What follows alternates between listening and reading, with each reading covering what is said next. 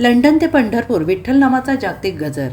महाराष्ट्राची सांस्कृतिक आणि आध्यात्मिक ओळख असलेल्या आषाढी वारीच्या इतिहासात 2026 या वर्षात एक सुवर्णपान जोडलं गेलं आहे. 7 समुद्रापार राहणाऱ्या मराठी बांधवांनी एकत्र येत जगातील पहिली ग्लोबल वारी सुरू केली आहे. 11 देश 50 दिवस एक अध्यास विठ्ठल नामाचा गजर या संकल्पनेने संपूर्ण जगाचे लक्ष वेधून घेतलं आहे. लंडन हजारो किलोमीटर दूर असलेलं शहर, पण यंदा इथूनही घुमतोय ज्ञानोबा माऊली, ज्ञानबा तुकाराम वारकरी संप्रदायाचा इतिहास घडवणारे या अनोख्या ग्लोबल वारीची सुरुवात उत्साहात लंडनमध्ये झाली आहे. ही दिंडी United kingdom, Netherlands, Belgium, France, Germany, Poland, झेक रिपब्लिक, हंगेरी, रोमानिया, तुर्की अशा 11 देशातून प्रवास करत 25 जुलै रोजी थेट पंढरपुरात दाखल होणार आहे.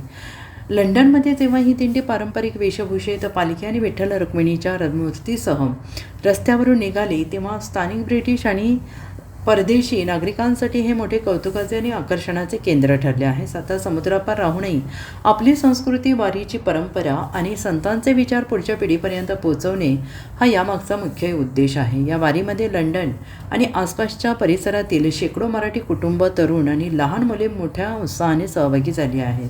13व्या शतकात संत ज्ञानेश्वर महाराजांनी वारकरी संप्रदायाला नवी दिशा दिली.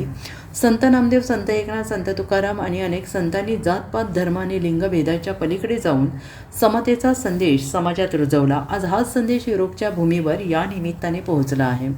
ग्लोबल वारीमागील आणखीन एक महत्त्वाचा उद्देश म्हणजे लंडनमध्ये उभारल्या जाणाऱ्या भव्य श्री विठ्ठल रुक्मिणी मंदिरासाठी जनजागृती करणे, तसेच युरोपमध्ये वाढणाऱ्या नव्या पिढीपर्यंत वारकरी परंपरा, संत साहित्य, भारतीय अध्यात्म पोचवणे हा आहे. एकेकाळी पंढरपूरची वारी महाराष्ट्रापुरती मर्यादित होती. आज ती 7 समुद्रापार पोहोचली आहे.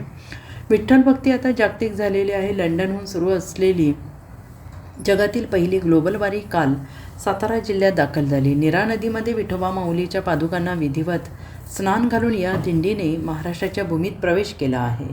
Bureau report, SBN Marathi.